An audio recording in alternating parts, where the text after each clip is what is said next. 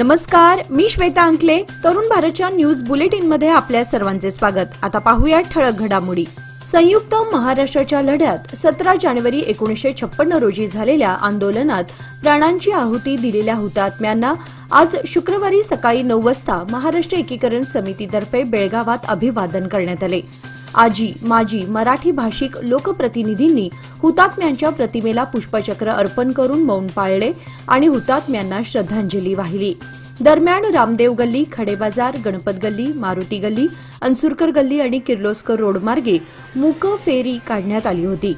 हुतात्मा चौकात हुतात्म्यांना अभिवादन करण्यासाठी सभा आयोजित करण्यात आली होती. यासह कंग्राळी, खुर्द, खानापूर तसेच निपाणीत हुतात्म्यांना आदरांजली वाहण्यात आली. याप्रसंगी मध्यवर्ती महाराष्ट्र एकीकरण समितीचे सरचिटणीस माजी महापौर मालोजीराव अष्टेकर, रमाकांत कोंडुस्कर, रणजित चव्हाण पाटील, प्रकाश मरगाळे, शिवसेना नेते प्रकाश शिरोळकर, मदन बामणे, अॅडव्होकेट अमर येळ्ळूरकर, माजी महापौर सरिता पाटील, उपमहापौर रेणू किल्लेकर, शिवानी पाटील, युवा समितीचे अध्यक्ष अंकुश केसरकर, समितीचे नेते शुभम शेळके, श्रीकांत कदम, नगरसेवक रवी साळुंखे, महादेव पाटील, उमेश पाटील, नेताजी जाधव आदींसह बहुसंख्य मराठी भाषिक उपस्थित होते. महाराष्ट्र एकीकरण समितीच्या वतीने काढण्यात आलेली ही मूकफेरी साऱ्यांचे लक्ष वेधून घेत होती.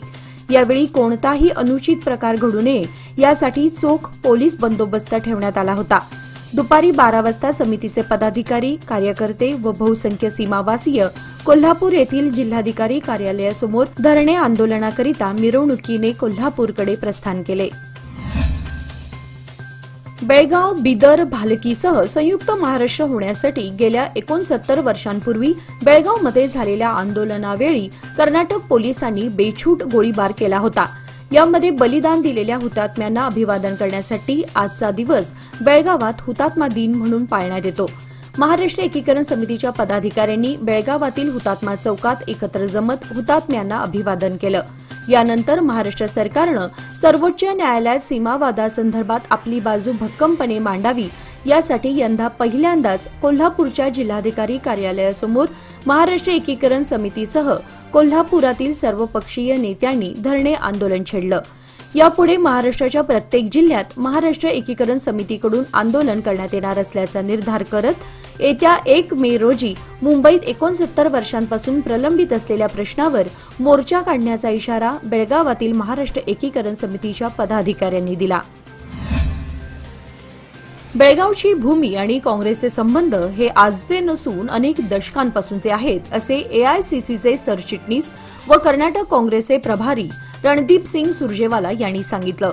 त्यांचं आज बेळगाव सांब्रा विमानतळावर आगमन होताच उपस्थित पत्रकारांशी ते बोलत होते. ते म्हणाले की येत्या 21 जानेवारीला बेळगावात जय बापू, जय भीम आणि जय संविधानाच्या रॅलीचं आयोजन पुन्हा एकदा करण्यात येणार आहे. या कार्यक्रमाला राहुल गांधी, मल्लिकार्जुन खरगे, प्रियंका गांधी यांच्यासह देशभरातील सर्व काँग्रेस पक्षीय कार्यकर्ते सामील होणार आहेत.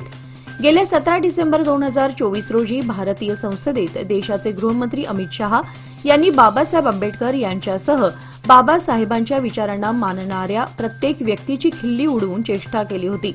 तसेच वारंवार देशाच्या संविधानाबद्दल हल्ला करणाऱ्या भाजपच्या या कटू विचारांना धूळ चारण्यासाठी जय बापू, जय भीम, जय संविधानाचा नारा देण्यात येणार असल्याचं त्यांनी यावेळी सांगितलं. बेळगावमध्ये 21 जानेवारी रोजी आयोजित करण्यात येणाऱ्या गांधी भारत काँग्रेस अधिवेशनाच्या पूर्वतयारीच्या बैठकीसाठी ते आज बेळगावात दाखल झाले आहेत. कोणत्याही प्रकारची पूर्वपरवानगी न घेता नववर्षाच्या स्वागताच्या वेळी बॉलिवूडमधील गाणी वाजवल्यामुळे बेळगावातील UK27 हॉटेलच्या व्यवस्थापनाविरुद्ध कॉपीराईट कायद्याअंतर्गत मार्केट पोलीस स्थानकात FIR दाखल करण्यात आलाय. उपेंद्र जळगावकर मुंबई यांनी दिलेल्या फिर्यादीवरून UK27चे जनरल मॅनेजर, इव्हेंट मॅनेजर व इतरांविरुद्ध कॉपीराईट कायदा 1957 कलम 63, 69, 51 अन्वये FIR दाखल करण्यात आलाय. दिनांक 31 डिसेंबर 2024 रोजी रात्री यशराज फिल्म्स प्रायोजक लिमिटेड, टिप्स इंडस्ट्रीज लिमिटेड व झी एंटरप्राइजेस लिमिटेड यांची गाणी वाजवून नववर्षाच्या स्वागतासाठी आयोजित करण्यात आलेल्या कार्यक्रमात कायद्याचे उल्लंघन करण्यात आले होते. कार्यक्रमाचे व्हिडिओ चित्रीकरणही करण्यात आलं असून ते पोलिसांना देण्यात आलं आहे. यासंबंधी मार्केटचे पोलीस निरीक्षक महंतेश धामण्णवर पुढील तपास करत आहेत. संजय घोडावत इंटरनॅशनल स्कूल बेळगाव या शाळेचे रविवार दिनांक 19 व सोमवार दिनांक 20 जानेवारी रोजी वार्षिक स्नेह संमेलन आयोजित करण्यात आलं आहे। हे स्नेह संमेलन 2 दिवस चालणार असल्याची माहिती शाळेचे मुख्याध्यापक सॅमसन गोन्साल्विस यांनी दिली। स्नेह संमेलनाच्या पहिल्या दिवसाची थीम ही परिकथा आणि संशोधन असा असणार आहे। यावेळी प्रमुख पाहुणे म्हणून मुंबई येथील CP गोयंका स्कूलच्या डायरेक्टर दीपा भूषण, सन्माननीय अतिथी संजय घोडावत समूहाचे कार्याध्यक्ष विनायकजी Bhosale, Sanjay Ghodawat international school director व प्राचार्या सस्मिता मोहांती तसेच कार्यक्रमाच्या अध्यक्षस्थानी संजय घोडावत इंटरनॅशनल स्कूल कोल्हापूरचे अध्यक्ष संजय घोडावत हे उपस्थित राहणार आहेत। स्नेह संमेलनाच्या दुसऱ्या दिवसाची थीम ही दशावतार ही ठेवण्यात आली आहे।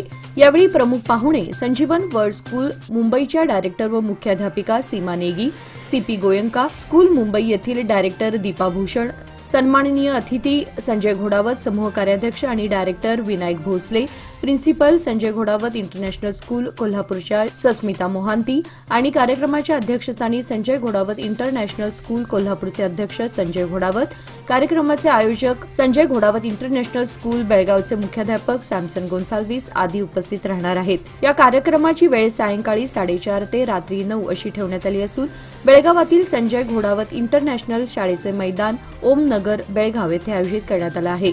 या दोन्ही स्नेह संमेलनाचे थेट प्रक्षेपण तरुण भारत न्यूज तसेच संजय घोडावत शाळेच्या YouTube चॅनलच्या माध्यमातून दाखवण्यात येणार आहे। याची नागरिकांनी नोंद घ्यावी असे शाळेचे मुख्याध्यापक सॅमसन गोन्साल्विस यांच्या वतीनं कळवण्यात आलं आहे। बेळगाव येथील भरतेश एज्युकेशन ट्रस्टच्या वतीने 25 जानेवारी 2025 रोजी संध्याकाळी 6 वाजता चंद्रगिरी कॅम्पस बसवनकुर्ची येथे शिवम आणि सिद्धार्थ महादेवन संगीत संध्या आयोजित करण्यात आली आहे। या दरम्यान शंकर महादेवन यांचे सुपुत्र शिवम आणि सिद्धार्थ महादेवन यांची अप्रतिम सादरीकरणे बेळगावकरांना पाहायला मिळणार आहेत।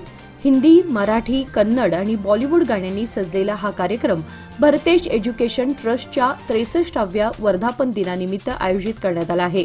कार्यक्रमासाठी तब्बल 15,000हून अधिक प्रेक्षकांची उपस्थिती अपेक्षित आहे। हा कार्यक्रम पाहण्याकरिता सर्वांना प्रवेश मोफत असून दुपारी ठीक 4 वाजता प्रवेशद्वार उघडले जातील याची नागरिकांनी नोंद घ्यावयाची आहे। तसेच तपासणी व प्रवेशासाठी 0831-242-6984, 8586 तसेच 9071021777 या क्रमांकावर संपर्क साधावा असे भरतेश एज्युकेशन ट्रस्टचे सचिव विनोद दड्डनावर यांनी पत्रकार परिषदेत माहिती दिली। अबकारी खात्यातील पदांचे कार्यकारी व अकार्यकारी असे 2 विभाग करून अबकारी निरीक्षक, उपनिरीक्षक, हेड कॉन्स्टेबल व कॉन्स्टेबल यांची बदली काउन्सिलिंगद्वारे करण्यात येईल। तसेच अधिकाऱ्यांची बदली करण्याचे निर्देशही देण्यात आले आहेत। त्यानुसार अर्थ खात्याने कर्नाटक नागरी सेवा खात्यातील बदली प्रक्रिया नियम 2025 बनवण्यात आला आहे। Tarun Bharat trust divine kids व ज्ञान प्रबोधन मंदिर बेळगाव ICSE विद्यालयात शाळेतील भव्य पटांगणावर आज शुक्रवार दिनांक 17 जानेवारी रोजी सायंकाळी आजी आजोबा दिन व प्राथमिक विभागाचे स्नेह संमेलनाचे आयोजन करण्यात आले होते। या दरम्यान बेळगाव मधील सुप्रसिद्ध व्यवस्थापन सल्लागार उदय लवाटे हे उपस्थित होते। कार्यक्रमाची सुरुवात दीप प्रज्वलनाने झाली। या प्रसंगी कार्यक्रमाचे अध्यक्ष उदय लवाटे, मुख्याध्यापिका Manjiri Ranade, director Anil Chaudhari, director Nitin Kapileshwari, Jagdish Kunte, director Giridhar Shankar, administration officer doctor Govind Veling, SSLC मुख्याध्यापक महादेव गुरव, ट्रस्टी वसंत सामंत व विवेक कामत आदी मान्यवर उपस्थित होते। या स्नेह संमेलनाचे थेट प्रक्षेपण तरुण भारत न्यूज या YouTube चॅनलच्या माध्यमाद्वारे प्रसारित करण्यात आले होते। उद्या शनिवार दिनांक 18 रोजी माध्यमिक शाळेचे स्नेह संमेलन आयोजित करण्यात आले आहे। नवे पाऊल नवा संकल्प लोकमान्य सोसायटी सादर करत आहे लोकमान्य शुभारंभ ठेव योजना, जी देते तुमच्या ठेवीवर आकर्षक व्याज। ज्येष्ठ नागरिकांसाठी 0.5% अधिक व्याज। अधिक माहितीसाठी कॉल करा 1800-212-4050। लोकमान्य, जिथे पैसा वाढतो आणि नातं वृद्धिंगत होतं। संगरगाळी येथे गुरुवारपासून सुरू असलेल्या ज्ञानेश्वरी पारायण सोहळ्याची सांगता शुक्रवारी भव्य अशा रिंगण सोहळ्याने झाली। सकाळी काला कीर्तन झाल्यानंतर दिंडी सोहळ्याने पालखीची गावातून मिरवणूक रिंगण मैदानात पोहोचल्यानंतर खानापूर वकील संघटनेचे अध्यक्ष ईश्वर घाडी यांनी पालखी आणि अश्वांचे सपत्नीक पूजन केले। तत्पूर्वी उभयंत्याचे ग्रामस्थांच्या वतीने अॅडव्होकेट महादेव पाटील आणि त्यांच्या पत्नी पार्वती पाटील यांनी स्वागत करून शाल श्रीफळ देऊन सत्कार केला। त्यानंतर रिंगण सोहळ्याची सुरुवात करण्यात आली। हा रिंगण सोहळा गुंजी पंचक्रोशीतील आगळा वेगळा आणि पहिलाच कार्यक्रम असल्यानं या भागातील लोकांची उत्सुकता शिगेला पोहोचली होती। त्यामुळे हा सोहळा पाहण्यासाठी गुंजी पंचक्रोशीतील वारकरी संप्रदायाबरोबरच आबालवृद्धांनी प्रचंड गर्दी केली होती। संकेश्वर नजीक हाकेच्या अंतरावर असणाऱ्या राष्ट्रीय महामार्गाच्या नजीक उभारलेला वल्लभगड हरगापूरगड या गावाला शिवकालीन इतिहास आहे। आजही इतिहासाची पाने चाळताना वल्लभगडाचा आवर्जून उल्लेख आढळतो। वास्तविक ऐतिहासिक महत्त्व लाभलेल्या गड व गावाचा दर्जेदार विकास व्हायला हवा, पण त्याकडे स्वातंत्र्यानंतरही दुर्लक्ष होत आहे, ही आश्चर्याची बाब आहे। परिणामी गावाचा सरकारी दप्तरात गाव म्हणून उल्लेख नाही। अद्यापही या भागाचा उल्लेख गायरान असाच आहे। यामुळे या गावात असणाऱ्या लोकांना स्वतःच्या हक्काच्या घराचा मालकी उतारा मिळत नाही, ही मोठी शोकांतिकेची बाब ठरली आहे। 6 दशकांपासून सीमा प्रश्न सुटलेला नाही। 500 वर्षांपूर्वीचा राम मंदिराचा प्रश्न सुटू शकतो, तर सीमा प्रश्न का नाही, याबाबत गांभीर्याने विचारमंथन होणं गरजेचं आहे। दुर्दैवाने सीमा चळवळीची धार बोथट होत आहे। महाराष्ट्रात नवे सरकार आल्यानंतर अद्यापही सीमा समन्वयक मंत्र्यांची नेमणूक झालेली नाही। याबाबत महाराष्ट्र राज्याच्या मुख्यमंत्र्यांसह दोन्ही उपमुख्यमंत्र्यांना सर्वांनी मिळून पुन्हा पत्र देणं गरजेचं आहे। यासाठी मतभेद विसरून एकी महत्वाची असून आता अखेरच्या टप्प्यात मराठी भाषिकांची एकजूट आणि तरुणांचा निर्धार महत्वाचा आहे, अशा भावना मराठी भाषिकांनी व्यक्त केल्या। यावेळी रमेश देसाई सरकार, शरद मळगे, प्राध्यापक भारत पाटील, प्राध्यापक राजन चिकोडे, अजित पाटील, माजी सभापती किरण कोकरे यांनी मनोगत व्यक्त केले। यावेळी माजी नगराध्यक्ष राजेंद्र चव्हाण, विजय शेटके, गजेंद्र पोळ, प्रशांत नाईक, नंदकुमार कांबळे, राजेंद्र चव्हाण, सचिन पवार, अशोक खांडेकर, झुंजार दबडे, बंडा पाटील, बाबासाहेब मगदूम, किरण पाटोळे, धनाजी निर्मळे, झाकीर कादरी, राजू शेटके, प्रताप पाटील, बाळू कमते यांच्यासह मराठी भाषिक उपस्थित होते। ऊस तुटलेल्या रानात सध्या मशागती सुरू झाल्या आहेत। या रानात पुन्हा ऊसासाठी सरी सोडणं व भाजीपाला करण्यासाठी बळीराजाची लगबग सुरू झाली आहे। सध्या शेतीच्या कामात बळीराजाचे कुटुंब मग्न झालेले दिसत आहे। कोगनोळी, हंचिनाळ केयस, आडी, बेनाडी, आपाचीवाडी, कुर्ली, हदनाळ, सुळगाव, मत्तीवडे या भागात ऊस तुटलेल्या शेतात मशागत करून पुन्हा त्या रानात नवीन पीक घेण्यासाठी शेतकऱ्यांची धांदळ उसळली आहे। सध्या मशागत करून तयार केलेल्या शेतात विविध पिकांच्या पेरणीसाठी शेतकरी रानाच्या मशागतीत गुंतला आहे। काही शेतकरी बैलांच्या सहाय्याने तर काही ट्रॅक्टरच्या सहाय्याने मशागत करण्यासाठी मग्न आहेत। एकंदरीत कोगनोळी भागात शेती कामांना वेग आला असल्याचे चित्र पाहायला मिळत आहे। कन्नागल्लेनजीक महामार्गावर औषधे वाहतूक करणारा ट्रक पलटी झाल्यानं वाहनाचे सुमारे 5 लाख रुपयांपेक्षा अधिक नुकसान झालंय। ही घटना शुक्रवारी पहाटे 4:30च्या सुमारास घडली। सुदैवाने या घटनेत जीवितहानी झालेली नाही।